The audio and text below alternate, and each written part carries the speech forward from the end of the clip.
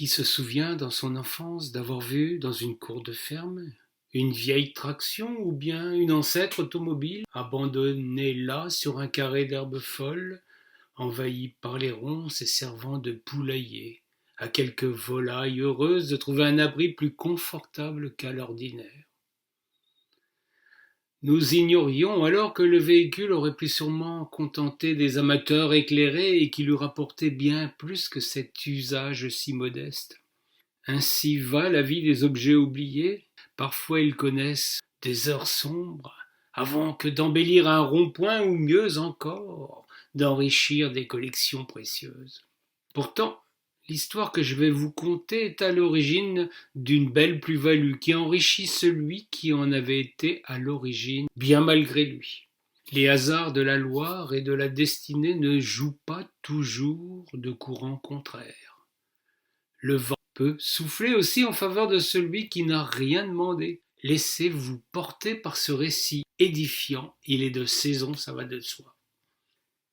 Il était une fois un chaland qui avait fait 100 ans. La marine de Loire était morte, tuée par le chemin de fer. Les grands et fiers bateaux de bois ne sillonnaient plus la rivière pour transporter des marchandises. Ils pourrissaient sur les berges, épaves abandonnées au destin tragique, frayèrent pour les poissons qui n'en demandaient pas tant. Un ancien marinier, redevenu bien malgré lui cutéreux, avait posé son baluchon et son coffre de bois. Il était retourné vivre le reste de son âge dans les faubourgs de Blois. Il élevait des poules, des canards, des dindons, sur quelques arpents de terre en bord de la rivière.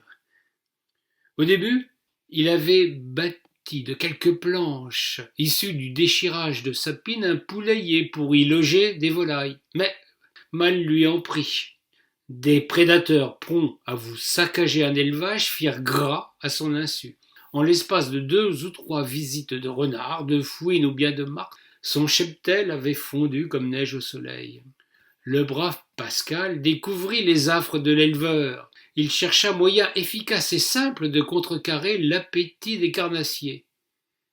Épris de grands espaces, il n'était pas homme à enfermer sa troupe caquetante derrière un haut grillage.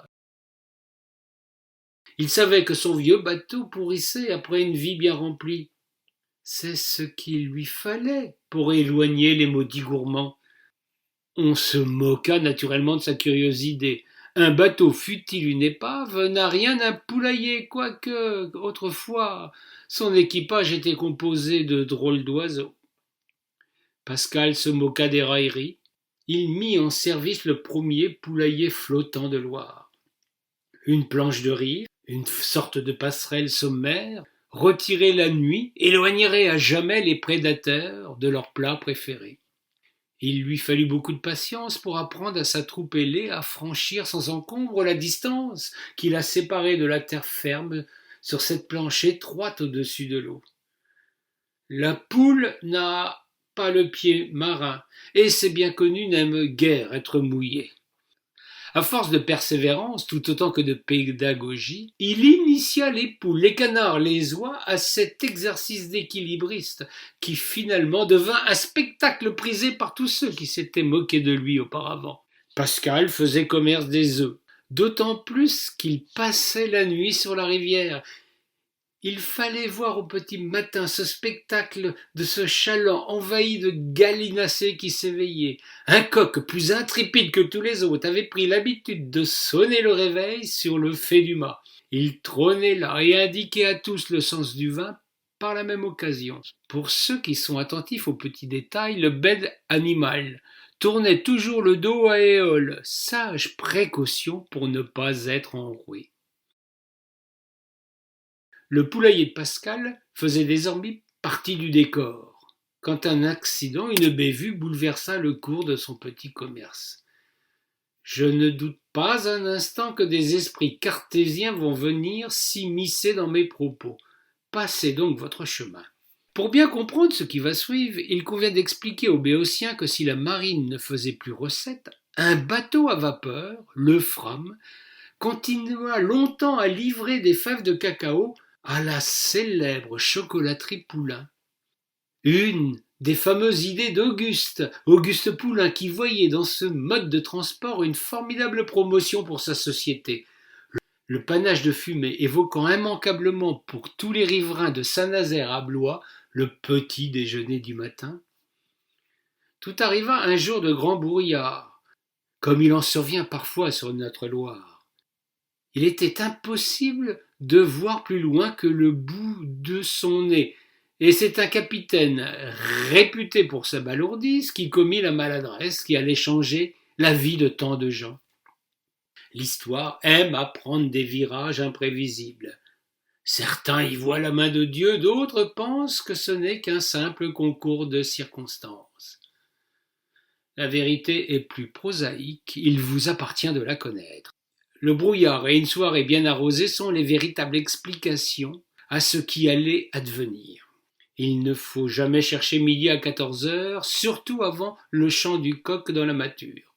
C'est ainsi qu'en ce petit matin de carême, un navire lourdement chargé de cacao, destiné à la chocolaterie Poulain, vint aborder à proximité du poulailler. L'esprit encore embrumé par les vapeurs d'alcool, le capitaine, qu'on nomma fort à propos vent de travers, donna l'ordre de décharger la marchandise sur ce qu'il prit pour un ponton. L'homme était réputé pour être colérique. Les matelots s'exécutèrent plutôt que de le contredire. Ils avaient plus à craindre de ces colères que d'un déchargement absurde. Vous l'avez deviné ? Les fèves de cacao furent toutes déversées sur le poulailler flottant, et les poules, les canes, les canards, les dindons se délectèrent de cette graine qui était toute nouvelle pour eux. Pascal eut beau mettre la passerelle ce matin-là, personne ne voulut regagner la terre ferme. La basse-cour était une haute cour de gourmandise et faisait le plus grand festin qu'on connût de mémoire de gallinacés. C'est précisément lundi de Pâques que survint le miracle qui restera à jamais gravé dans les mémoires. Pascal fit ce jour-là une récolte exceptionnelle d'œufs qui lui semblaient tous plus lourds qu'à l'ordinaire. En ce jour si particulier, il y avait quelque chose qui clochait. Il voulut gober un œuf pour se rendre compte de quoi il en retournait exactement. Sur le coup, il faillit y perdre la raison. Du trou de sa coquille qu'il venait de percer, nul liquide ne sortit. Il eut beau aspirer, rien ne venait. Il décida de briser la coquille pour comprendre ce mystère. Il découvrit alors un œuf parfaitement brillant de couleur noire qu'il se décida à croquer. Il n'en croyait ni ses papilles ni ses yeux, l'œuf était en chocolat. Ce jour-là, il fit une fabuleuse recette. La nouvelle circula comme une traînée de poudre d'amande. L'œuf de Pâques était né. L'idée fit le tour de la région et personne ne songea à renouveler le chargement de fèves, fort onéreux il est vrai. Il y avait moyen plus économique d'obtenir pareil résultat. Les chocolatiers des bords de Loire et d'ailleurs s'ingénièrent à trouver chacun son petit secret de fabrication. Ils furent bientôt copiés dans toute l'Europe. De ce curieux jour, à Pâques, on cherche des œufs en chocolat dans le jardin pour le plus grand bonheur des enfants. Mais si d'aventure il y a quelques poules, des canes, des oies ou des dindons sur un bateau, allez donc voir si elles n'ont pas pendu un œuf comme ceux que trouva Pascal ce matin-là. Et si par bonheur vous rencontriez une poule de légende, il se pourrait même que le vôtre fût en or. La fortune sourit toujours à ceux qui croient encore aux histoires, quoiqu'il soit plus simple de gober un œuf que ma fable. Prenez la peine, si vous avez conservé votre âme d'enfant, de bien chercher au bord de la rivière. Il y a sûrement un bateau de bois qui fera votre bonheur. Joyeuse Pâques à tous, et surtout prenez garde de ne pas tomber dans l'eau. Vous seriez chocolat dans le meilleur des cas.